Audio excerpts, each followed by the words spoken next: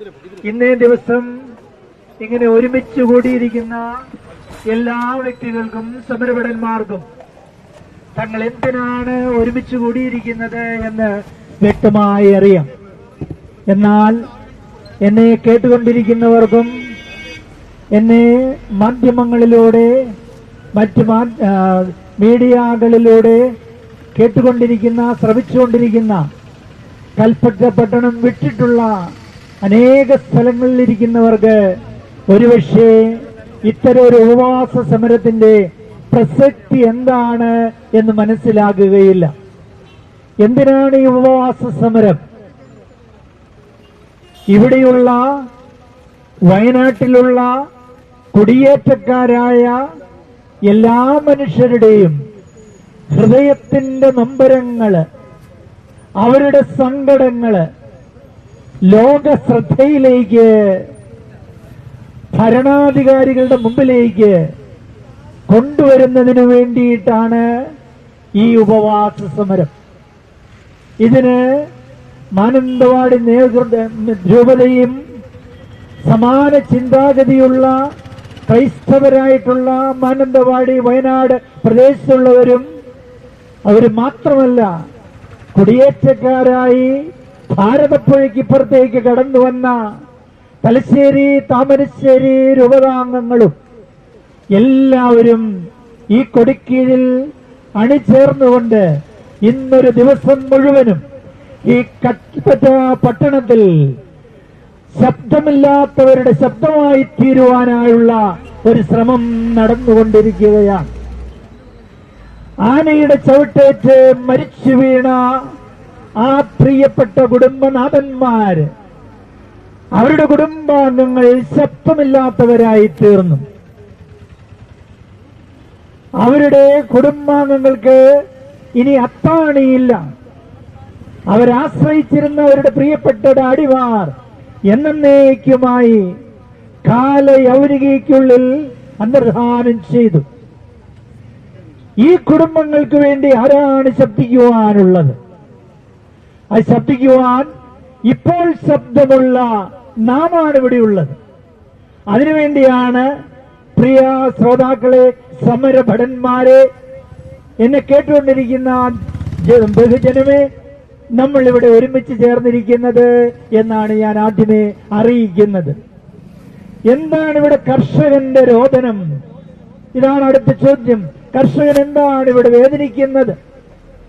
നമ്മുടെ announcement team മുദ്രാവാക്യങ്ങളിലൂടെയും മറ്റും അറിയിച്ചതുപോലെ അത്താഴമൊരുക്കിയ അമ്മ, പിറ്റേ ദിവസം ഉണ്ടാകുമോ എന്നുറപ്പില്ലാത്ത മക്കൾ, വീടിനു വേണ്ടി എന്തെങ്കിലും അധ്വാനിച്ചു കൊണ്ടുവരുന്ന അപ്പച്ചൻ, ഈ സായാഹ്നത്തിൽ ഈ സന്ധ്യയിൽ അപ്പച്ചനെ ഒന്നുകൂടി കാണുവാൻ കിട്ടുമോ എന്നുറപ്പില്ലാത്ത കുടുംബം. എന്തൊരവസ്ഥയാണ് നമ്മുടെ നാടിൻ്റേത്. നാട് പുരോഗമിച്ചുകൊണ്ടിരിക്കുന്നു എന്ന് നമ്മൾ പറയും, ഭാരതം പുരോഗമിച്ചുകൊണ്ടിരിക്കുന്നു എന്ന് നമ്മൾ പറയും, നമ്മൾ വലിയ ബഹിരാകാശ കണ്ടുപിടുത്തങ്ങളിലേക്ക് സംഭാവന ചെയ്തുകൊണ്ടിരിക്കുന്നു എന്ന് പറഞ്ഞുകൊണ്ട് അവാർഡുകൾ നേടിയെടുക്കുന്നു. പക്ഷേ ഭാരത പൗരൻ എവിടെ നിൽക്കുന്നു? അഗാധമായ ഭയത്തിൽ കഴിയുന്നു എന്നുള്ളത് ഭാരത ജനതയുടെ മുഴുവന്റെയും നമ്പരമാണ്. ഭാരത കർഷകന്റെ നമ്പരമാണ്. കുടിയേറ്റ ജനതയുടെ നമ്പരമാണ്. വയനാടിന്റെ ജനതയുടെ നമ്പരമാണ്. വയനാട് പണ്ടതിനൊരു നല്ല പേരുണ്ടായിരുന്നു, വയൽനാടെന്ന്. ഇവിടെ മനോഹരമായി വയൽപ്പാടങ്ങൾ ഉണ്ടായിരുന്നു.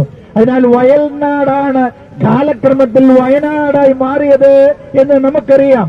അത് കാലപ്രവാഹത്തിൽ വന്ന് മാറ്റും. ഇന്ന് ഈ വയൽനാട്, ഈ വയനാട് ഇനി വനനാടായി എണ്ണപ്പെടാനായിട്ട് ഇനി എന്തുമാത്രം സമയമുണ്ട് എന്ന് മാത്രം കണക്കുകൂട്ടിയാൽ മതി എന്ന് എന്നെ പോലെയുള്ള ഒരാൾ ചിന്തിക്കുകയാണെങ്കിൽ അതിനെന്തെങ്കിലും തെറ്റുണ്ട് എന്ന് പറയാൻ കഴിയുമെന്ന് തോന്നുന്നില്ല. കാരണം അങ്ങനെയാണ് കാര്യങ്ങൾ പോയിക്കൊണ്ടിരിക്കുന്നത്. അതിനാൽ പ്രിയമുള്ളവരെ, നമ്മൾ എന്തിനാണ് ഇവിടെ ഒരുമിച്ച് കൂടിയിരിക്കുന്നത് എന്നതിനെ കുറിച്ച് വ്യക്തമായ കാഴ്ചപ്പാട് നമുക്കുണ്ടാകണം. വയനാട്ടിലേക്ക് കുടിയേറിയവരുടേത് കുടിയേറ്റക്കാരുടെ മൊത്തമായിട്ടുള്ള നൊമ്പരങ്ങൾ, കുടിയേറ്റ കർഷകന്റെ നെടുവീർപ്പുകൾ ഭരണ കേന്ദ്രങ്ങളിൽ ഇരിക്കുന്നവരുടെ ശ്രദ്ധയിലേക്ക് കൊണ്ടുവന്ന് നിയമനിർമ്മാതാക്കളുടെ പരിചിന്തനത്തിന് കൊണ്ടുവന്നുകൊണ്ട് ഇവിടെ ജീവിക്കുന്ന ഈ മനുഷ്യരുടെ നൊമ്പരങ്ങൾ മാറ്റിക്കൊണ്ട് ഇവരും ഭാരത പൗരന്മാരാണെന്നും ഭാരതത്തിലെ എല്ലാ പൗരന്മാരും അനുഭവിക്കുന്ന എല്ലാവിധ സുസ്ഥിതിയിലേക്കും ഇവർക്കും വളർന്നു വരുവാനുള്ള സാഹചര്യം ഒരുക്കിക്കൊടുക്കണം എന്ന് ഇത്തരത്തിൽ ഉന്നത സ്ഥാനീയരായിരിക്കുന്നവരുടെ മുമ്പിൽ വിളിച്ചോതുന്ന ഒരു സുന്ദര ദിനമാണ് 2024 ഫെബ്രുവരി 22 ഈ കൽപ്പറ്റയിൽ നടക്കുന്ന ഈ ഉപവാസ സമരവും സായാഹ്നത്തിൽ നടക്കാൻ പോകുന്ന പ്രതിഷേധ റാലിയും. ഈ വലിയ ലക്ഷ്യത്തിലേക്ക് ഒരുമിച്ച് കൂടിയിരിക്കുന്ന ഇന്ന് ത്യാഗപൂർവം ഈ ഉപവാസ വേദിയിൽ ഇരിക്കുവാനായി ത്യാഗം ചെയ്തുകൊണ്ട് ഭക്ഷണം കഴിക്കാതെ തങ്ങളുടെ നൊമ്പരങ്ങൾ വിളിച്ചു പറയാനായി നൊമ്പരപ്പെടുന്നവരുടെ പ്രതീകങ്ങളായി പ്രതിനിധികളായി ഇവിടെ അണിചേർന്നിരിക്കുന്ന നിങ്ങളെ എല്ലാവരെയും ഓർത്ത് ഞാൻ അഭിമാനിക്കുന്നു. നിങ്ങളെ എല്ലാവരെയും ഞാൻ സ്നേഹത്തോടെ സ്വാഗതം ചെയ്തുകൊള്ളുകയും ചെയ്യുന്നു. സ്നേഹമുള്ളവരെ, ഒരു ചിന്ത കൂടി പങ്കുവെച്ചുകൊള്ളട്ടെ. ചിലരെ വളരെ ലാഘബുദ്ധിയോടുകൂടി കർഷകരുന്നയിക്കുന്ന വിഷയങ്ങളെ കൈകാര്യം ചെയ്യുന്നത് കാണുമ്പോൾ ഇത്തരത്തിൽ വിലയിരുത്തുന്നവരുടെ ചിന്താ പാപ്പരത്വം എത്ര വലുതാണ് എന്ന് ചിന്തിക്കേണ്ടി വരും. ഒരു ഉദാഹരണം നിങ്ങൾ കേൾക്കൂ, വാക്കുകളിലൂടെ ഒന്ന് കടന്നുപോകൂ. വന്യമൃഗങ്ങൾ വയന അതിർത്തിയിലുള്ള വീടുകളിലുള്ള വളർത്തുമൃഗങ്ങളെ കൊല്ലുന്നു. അവരുടെ അന്നു വേണ്ടുന്ന അപ്പത്തിന്റെ ഉടമകളായിട്ടുള്ള അല്ലെങ്കിൽ അതിനുള്ള വഴിയായിട്ടുള്ള അത്താണിയായിട്ടുള്ള വളർത്തുമൃഗങ്ങൾ ഇങ്ങനെ ചത്തുവീഴുന്നത് കണ്ടുകൊണ്ട് നെടുവീർപ്പിട്ടുകൊണ്ട് അധികാരികളെ സമീപിക്കുമ്പോൾ വനാതിർത്തികളുടെ സമീപത്തുള്ളവര് വളർത്തുമൃഗങ്ങളെ കുറച്ചു വളർത്തിയാൽ മതി എന്ന് ഉപദേശം തന്നുവിട്ടാൽ അതെങ്ങനെയിരിക്കും? ഇത് ചിന്താ പാപ്പരത്വമാണോ? മനുഷ്യ പ്രശ്നങ്ങളുടെ ഉത്തരമാണോ? നമ്മളാണ് ഇതിനു വേണ്ടി ശബ്ദിക്കേണ്ടത് എന്നെനിക്ക് തോന്നുകയാണ്. ഇനി കുറച്ചുകൂടി അപ്പുറത്തേക്ക് കടന്നു വെച്ചാൽ നമ്മുടെ വിളഭൂമികൾ മുഴുവനും ആനയെപ്പോലുള്ള വന്യമൃഗങ്ങൾ വന്ന് ചവിട്ടി മെതിക്കുമ്പോൾ അവരുടെ വിഹാര രംഗങ്ങളായി നമ്മുടെ നെൽപ്പാടങ്ങളും കരിമ്പിൻ തോട്ടങ്ങളും വാഴത്തോട്ടങ്ങളും മാറിക്കഴിയുമ്പോൾ കൃഷി കുറച്ച് ചെയ്താൽ മതി എന്ന് ഉപദേശം തന്നാൽ അതെന്തൊരു ചിന്താപാപ്പരത്വമാണ് എന്ന് നിങ്ങൾക്ക് വിലയിരുത്താൻ കഴിയും.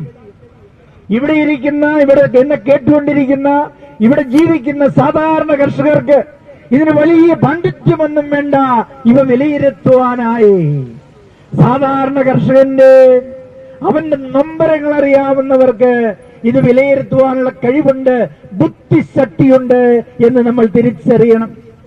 വനാതിർത്തിക്ക് അടുത്തേക്ക് അധികം പേർ താമസിക്കാൻ പോകണ്ട എന്ന് മനുഷ്യരായ നമ്മളോടുകൂടെ പറയുകയാണ് എങ്കിൽ ചുരുക്കത്തിൽ ഇത്തരം ചിന്തകരുടെ ചിന്തയിൽ എന്താണ് നിഗൂഢമായി ഒളിഞ്ഞിരിക്കുന്നത് എന്ന് നിങ്ങൾക്ക് തിരിച്ചറിയാൻ കഴിയും.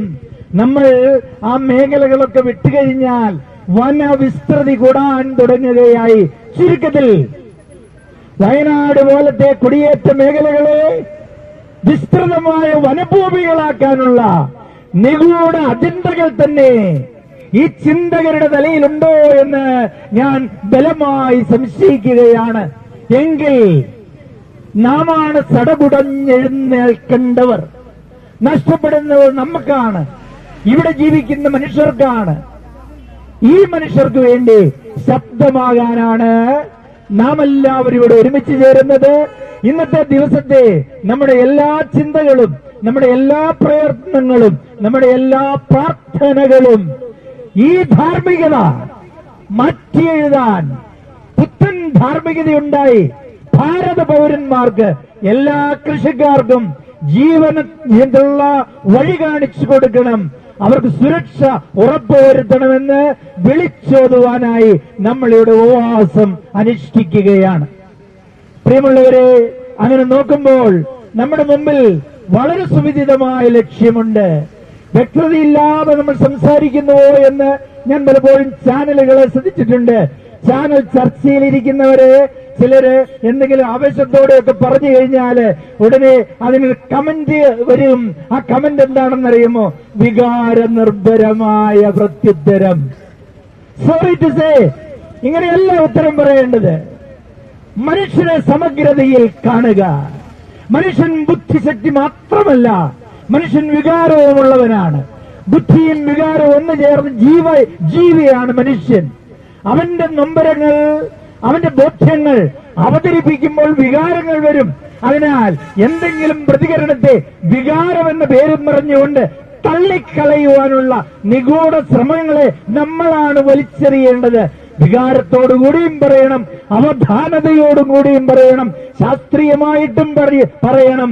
അങ്ങനെ പുത്തനാഭിമുഖ്യങ്ങൾ സൃഷ്ടിക്കാൻ പ്രിയമുള്ളവരെ, പണ്ഡിതോചിതമല്ലെങ്കിൽ തന്നെയും ശാസ്ത്രീയമല്ലെങ്കിൽ തന്നെയും നമുക്ക് കൈമുതലായിട്ടുള്ള അറിവുകൾ ഉപയോഗിച്ചുകൊണ്ട് നമ്മുടെ അവകാശങ്ങൾക്ക് വേണ്ടി നമ്മൾ പോരാടണം. അതിനാൽ പ്രിയമുള്ളവരെ, ഇന്നത്തെ നമ്മുടെ ഈ സംരംഭം, ഈ ഉപവാസ സമരം അതിശക്തമായ ഒരു സന്ദേശമായി കേരള ഭരണാധികാരികളെ മാത്രമല്ല, ഭാരത ഭരണാധികാരികളെയും ലോക മനസാക്ഷിയും ഉണർത്തട്ടെ എന്ന ആശംസയോടെ ഇവിടെ ഇരിക്കുന്ന സമരഭടന്മാർക്ക് എല്ലാവിധ ദൈവാനുഗ്രഹവും ഭാവുകങ്ങളും നേർന്നുകൊണ്ട് ഈ ഉപവാസ സമരം ഉദ്ഘാടനം ചെയ്യപ്പെട്ടതായി അറിയിച്ചുകൊള്ളുന്നു.